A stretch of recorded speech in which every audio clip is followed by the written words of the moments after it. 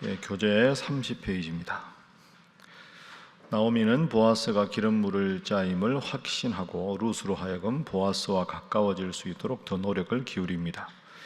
나오미의 구체적인 지침을 따라 순종한 룻은 보아스의 곁에 눕게 되고 보아스는 그런 룻을 따뜻하게 맞이합니다. 이미 보아스는 룻이 그동안 인애를 베푸는 삶을 살았고 현숙한 여인이라는 것을 알고 있었습니다. 보아스는 룻의 뜻대로 자신이 기업 물을 자임을 알고 있지만 자신보다 우선순위로 기업 물을 자가 있음을 상기하며 신중한 태도를 보입니다. 여러분 기도해 주셔서 잘 다녀왔습니다. 감사합니다. 오늘은 룻기 3장입니다. 룻의 이야기가 계속 나오고 있는데요. 오늘은 드디어 룻이 보아스를 만나서 아주 가까워지는 그런 장면이 나옵니다. 시어머니 나오미의 고향으로 베들레헴으로 와서 시어머니를 잘 봉양하는 룻이었지만 룻은 나오미와 더불어서 먹고 살만한 경제적인 능력이 전혀 없었습니다. 그리고 아직 젊은 나이인데 나오미가 룻으로 하여금 보아스라는 아주 좋은 그 가문의 유력한 사람을 어떻게 만나는지, 그리고 어떻게 대화하고 어떻게 서로 앞으로 가족이 될 수 있을지에 대해서 시어머니 나오미가 룻에게 일러줍니다. 그리고 룻은 시어머니가 하신 말씀을 그대로 받아서 그대로 행하게 되고, 그래서 이제 이 보아스와 룻이 아주 가까워지는 그런 장면이 오늘 3장에 등장합니다. 오늘 본문을 통한 첫 번째 기도 제목은 가족 간의 깊은 사랑이 있게 하소서 하는 것입니다. 가족 간의 깊은 사랑이 있게 하소서. 바로 나오미와 룻과 같은 이런 아름답고 좋은 관계입니다. 자, 방금 설명을 드린 대로 이 나오미는 모압 땅에서 젊은 나이에 재가를 하고 편하게 살 수 있었지만 이 룻이라는 며느리가 나오미를 따라서 시어머니 혼자 가시면 외롭고 힘드셔서 어떡합니까? 제가 함께 가겠습니다 하고 왔습니다. 얼마나 나오미가 룻이 고마웠겠습니까? 자, 그런 상황에서 이제 이 며느리를 위해서 재가를 준비합니다. 이것도 사실은 쉬운 일이 아니죠. 시어머니가 너 아직 젊으니까 다른 좋은 사람 만나서 가정을 이루어라 이렇게 말하기가 쉽지가 않을 텐데, 이 참 시어머니가 며느리에 대한 사랑이 얼마나 지극한지를 우리가 알 수 있습니다. 자, 구체적인 방법을 알려주지요. 자, 2절 말씀에 보면 내가 함께하던 하녀들을 둔 보아스는 우리의 친족이냐, 참 좋은 사람이다. 3절에 너는 목욕을 하고 기름을 바르고 의복을 입고 타작마당에 내려가서 그 사람이 먹고 마시기를 다 하기까지는 보아스의 눈에 띄어서는 안 된다. 4절 그 보아스가 누울 때 너는 그가 눕는 곳을 알아두었다가 돌아가서 그의 발치 이불을 들고 거기 누워 있어라. 이렇게 이야기합니다. 자, 그러니까 보아스가 자기 침상에 한밤중에 들어왔을 때 그 침상 발치에 누워 있어라. 그래서 보아스와 함께 서로 인사하고 사랑을 나눌 수 있는 기회를 가져라. 이렇게 제안을 합니다. 물론 그 당시의 기준으로는 이런 게 자연스러웠다고 할 수 있지만 이게 사실은 그렇게 도덕적으로 훌륭한 방법은 아닙니다. 그러나 이 당시의 문화에서는 충분히 있을 수 있는 일인데, 이 나오미 시어머니의 이야기를 룻이 그대로 받아들입니다. 아유, 그런 짓은 저는 할 수 없습니다. 제가 왜 그 남자에게 그런 일을 해야 합니까? 어머니 그런 요구는 하지 마십시오. 그렇게 할 수 있는 상황인데 룻은 시어머니의 명령을 그대로 따릅니다. 이 시어머니가 나를 위해서 지금 계획을 하셨다. 하나님께서 지혜를 주셨나 보다. 이 룻이 지금 이 이야기에 대해서 어떻게 할까에 대한 개인 의견이 없습니다. 시어머니의 말씀이니까 나를 위한 최고의 방법이려니 생각하고 그 뜻을 그대로 따르게 되는 거죠. 여러분, 이게 참 지금 기준으로 봐도 쉬운 일이 아닙니다. 시어머니는 며느리를 위해서 제안을 하고 며느리는 시어머니의 말씀이니까 그대로 따릅니다. 그래서 결국 이 룻과 보아스가 결혼해서 아이를 갖게 되고 유력한 집안에 이제 룻과 시어머니가 함께 들어가게 되는 거죠. 이게 가족의 사랑입니다. 내 뜻과 관계없이 나에게 제안하는 부모님에 대해서 부모님이 나보다 훨씬 기도하시고 나보다 인생을 많이 사셨으니까 내 생각과는 달라도 부모님은 기도하시는 분이니까 부모님을 따르고, 또 자녀를 위해서 인간적인 생각이 아니라 너 인생이니까 알아서 해라, 때로는 그러지만 때로는 정말 인생의 중요한 순간에 자녀를 위해서 조언을 할 수 있는 부모, 이게 참 좋은 관계지요. 시어머니와 며느리의 관계, 참 쉽지 않은 관계지만 서로가 하나님 안에서 깊은 신뢰를 통해서 이 어려움을 극복해 나가고 있습니다. 여러분들도 오늘 본문의 이런 관계를 꼭 기억하시고 가족들 위해서 더 기도하고 존중하고 사랑해서 늘 제가 여러분들에게 말씀드린 대로 작은 천국 같은 여러분의 가정이 다 될 수 있기를 주님 이름으로 축복합니다. 자, 두 번째 오늘 본문의 교훈과 기도 제목은 보아스처럼 배려하는 자가 되게 하소서 하는 것입니다. 보아스처럼 너그럽게 힘들고 어려운 사람들을 배려하는 사람, 넉넉한 마음을 가진 사람, 그런 사람이 되어야 합니다. 자, 오늘 본문의 보아스를 소개하는 내용을 한번 보시면, 자, 이제 룻이 자기 발치에 있는 걸 알고는 보아스가 깜짝 놀랍니다. 서로 대화를 하죠. 대화를 한 후에 보아스를 오늘 본문에서 두 가지로 소개하는데요, 두 군데서 기업 물을 자다 이렇게 소개합니다. 자, 9절 말씀, 우리 9절 함께 읽어봅니다. 시작. 이르되 내가 누구냐 하니 대답하되 나는 당신의 여종 룻이오니 당신의 옷자락을 펴 당신의 여종을 덮으소서.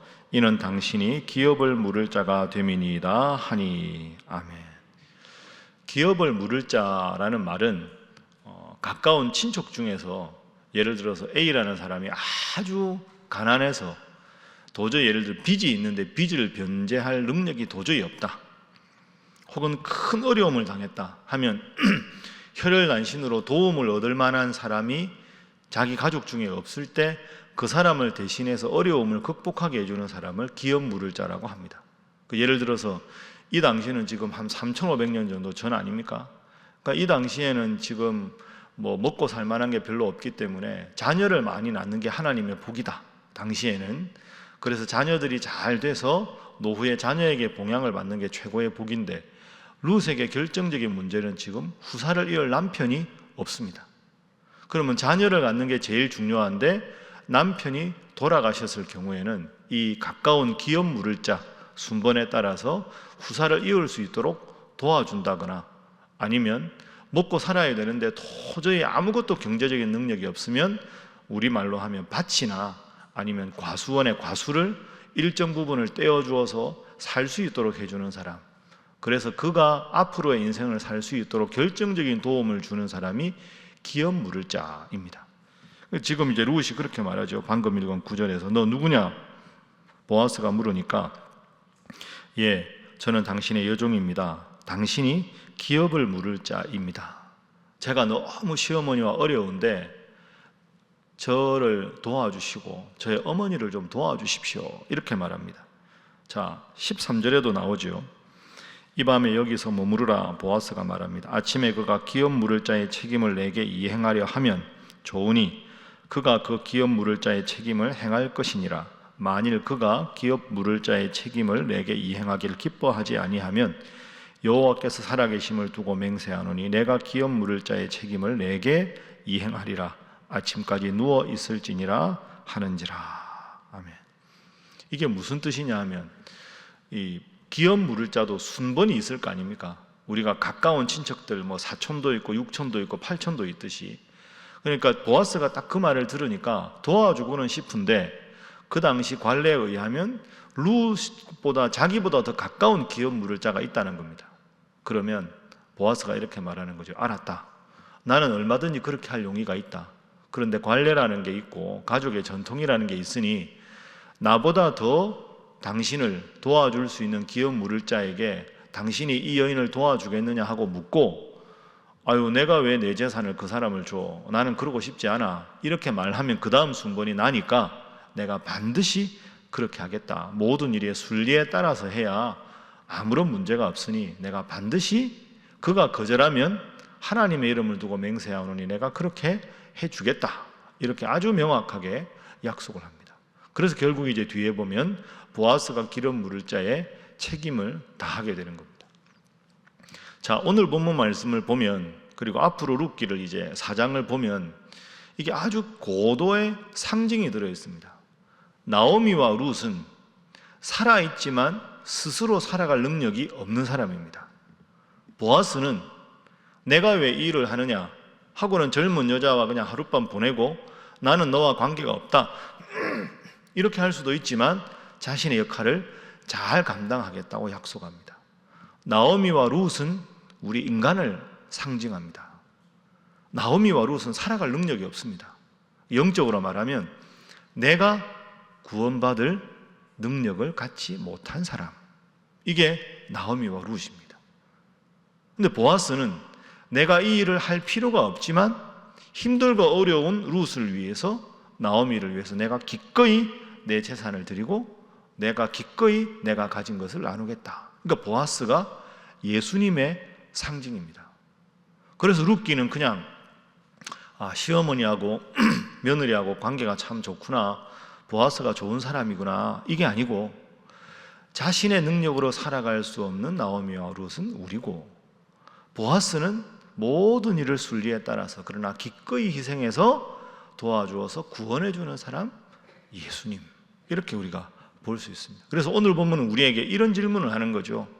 누군가가 많이 힘들고 어려울 때, 예를 들어서 우리 교인들 중에서 참 힘들고 어려워서 마음을 나눌 사람이 없고 너무 어려워서 누군가의 기도가 꼭 필요할 때 누가 룻에게서 보아스가 되어주겠느냐, 누가 그의 보아스가 되어주겠느냐 하는 걸 오늘 우리에게 묻고 있습니다. 그러니까 보아스는 예수님의 상징이고 오늘 우리가 보아스와 같은 존재가 되기를 주님께서는 원하신다 생각하시고, 여러분 힘들고 어려운 시기에 서로 기도하고, 또 교회 특별히 참 난처하고 어려운 일이 있는 분들, 여러분 아시는 대로 이런저런 억측과 소문과 말을 내기 전에 기도하고 위로하고 회복되고, 그래서 여러분이 보아스와 같은 존재가 되셔서 힘들고 어려운 분이 여러분을 통해서 힘을 얻고 기도의 능력을 체험할 수 있는 그런 분들 되시기를 주님 이름으로 부탁합니다. 자, 오늘 본문의 세 번째 교훈입니다. 룻과 같은 칭찬받는 사람 되게 하소서 하는 것입니다. 룻과 같은 칭찬받는 사람, 보아스와 같이 너그러운 사람, 룻과 같이 칭찬받는 사람, 하나님 잘 믿는 것뿐 아니라 칭찬받는 사람, 세상에 선한 영향력을 끼치는 사람, 우리가 주일 설교로 하면 다니엘과 같은 사람이 되겠습니다. 자, 룻이 어디서 칭찬을 받았는가 한번 볼까요? 자, 오늘 본문의 10절 말씀 보겠습니다. 자, 10절 함께 읽어봅니다. 시작. 그가 이르되 내 딸아 여호와께서 내게 복 주시기를 원하노라. 내가 가난하건 부하건 젊은 자를 따르지 아니하였으니 내가 베푼 인애가 처음보다 나중에 더하더라. 아멘. 자, 이 룻에 대해서 갑자기 발치에 아낙네가 들어와 있으니까 보아스가 깜짝 놀랐습니다. 넌 누구냐? 왜 여기 와 있느냐? 이렇게 쭉 대화를 한 후에 룻의 진심을 알았죠. 그리고는 보아스가 룻에 대해서 말합니다. 내 딸아. 내 딸아 하는 말은 젊은 여인에 대한 애칭이기도 하지만 보아스가 룻과 나이 차이가 상당히 많았다, 이거 우리가 추정해 볼 수 있습니다. 여호와께서 내게 복 주시기를 원하노라. 보아스가 믿음이 좋은 사람이라는 뜻이죠. 그 다음에 보면 내가 가난하건 부하건 젊은 자를 따르지 아니하였다. 이 말은 보아스가 나이가 좀 많은 사람이고 룻에게 룻하고 나이가 비슷한 좀 더 젊은 남자가 많이 이렇게 좀 추파를 던지고 룻에 대해서 이렇게 접근한 남자가 있었다는 뜻입니다. 왜 그렇게 볼 수 있느냐? 내가 가난하건 부하건 젊은 남자를 따르지 아니하였다 할 때 젊은 남자 앞에 정관사가 붙어 있습니다. 그 젊은 남자. 그러니까 그 젊은 남자라는 말은 구체적으로 룻에게 접근하는 젊은 남자가 있었다는 뜻입니다. 그러니까 보아스는 이미 다 알고 있었던 거죠. 시어머니를 섬기는 참 훌륭한 젊은 여자 룻이라는 여자가 우리 동네로 들어왔다. 참 아리답고 현숙하고 좋은 여자다. 이렇게 생각하고 딱 보고 있는데 그 사이에 이미 룻에게 젊은 남자들 중에서 추파를 던지고 접근하는 남자가 있었다는 거죠. 그런데 보아스의 평가는 그 젊은 남자를 따르지 않았다. 시어머니 봉양하고 정숙한 몸가짐을 가진 여인이라는 걸 내가 알고 있다. 그래서 너 지금 내 발치에 들어온 것에 대해서 내가 돈이 좀 있으니 유력한 사람이 나를 유혹하러 온 것이 아니라 분명히 이럴 수밖에 없는 당신의 사정이 있다는 것을 내가 이해한다. 왜? 평상시에 그대의 행동을 내가 충분히 보고 들었기 때문에. 그리고 11절, 자 함께 읽습니다. 시작. 그리고 이제 내 딸아 두려워하지 말라. 내가 내 말대로 내게 다 행하리라. 내가 현숙한 여자인 줄을 나의 성읍 백성이 다 아느니라. 아멘. 참 당신이 현숙한 여자라는 건 나만 아니라 이 성읍 사람들이 다 안다. 참 그대는 훌륭한 여인이다. 정욕을 따르지 않고 비록 이방 여인인데도 시어머니, 가난한 시어머니, 그 몸 의지할 데 없는 그 시어머니 모시고 여기 와서 이삭 주우면서 어머니 잘 봉양하고 바른 몸가짐을 가지고 정숙한 몸가짐을 가진 것은 다 알고 있다. 그러니 내가 그대에게 맹세한다.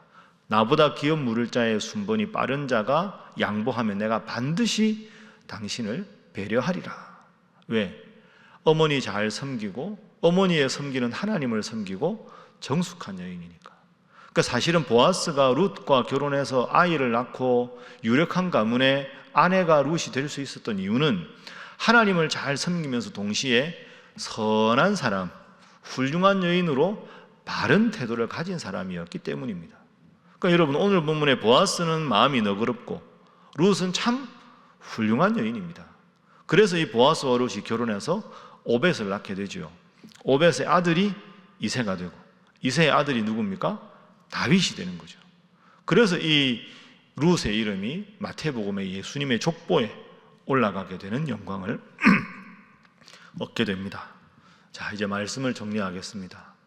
늘 강조하지만 참 가족이 중요합니다.